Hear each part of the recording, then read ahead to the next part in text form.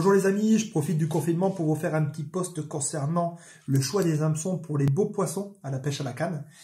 Donc concernant les brèmes, mon hameçon fétiche reste le 22-20 BZ et le 22-30 BZ. Donc c'est des hameçons qui font partie de la famille des Roundbent. Donc Roundbent, pourquoi? Parce que c'est un hameçon qui est arrondi.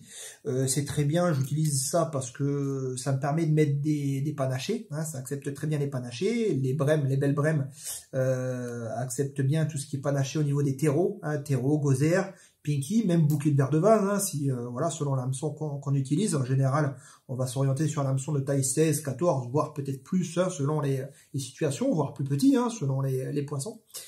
Donc là, je parle des brèmes, je parle pas des plaquettes, où là, on s'orienterait, j'aurais tendance à m'orienter sur une pêche un peu plus technique, sur les plaquettes qui sont un peu plus difficiles, pour les touches assez techniques.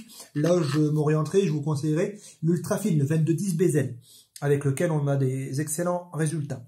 Concernant la pêche des carassins, donc là c'est un autre poisson, j'ai une autre vision sur l'hameçon dans ma région on a des gros carassins, et il faut un hameçon avec un fer un peu plus important et une forme très arrondie, avec une pointe légèrement entrante.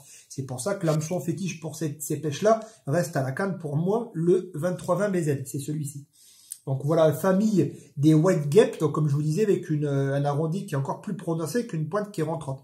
Donc idéal pour les pêches des beaux poissons. Le carassin, comme vous le savez, ça fait des rushs hyper forts, un peu comme les carpes d'ailleurs. Donc quand ils sont gros, il faut vraiment pas que l'hameçon s'ouvre. Voilà, ça peut s'utiliser pour la pêche des tanches également, bien que les rushs ne sont pas les mêmes.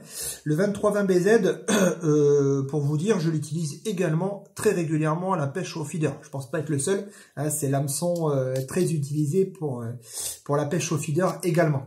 Voilà, donc c'est les hameçons que j'utilise principalement pour la pêche des beaux poissons à la canne.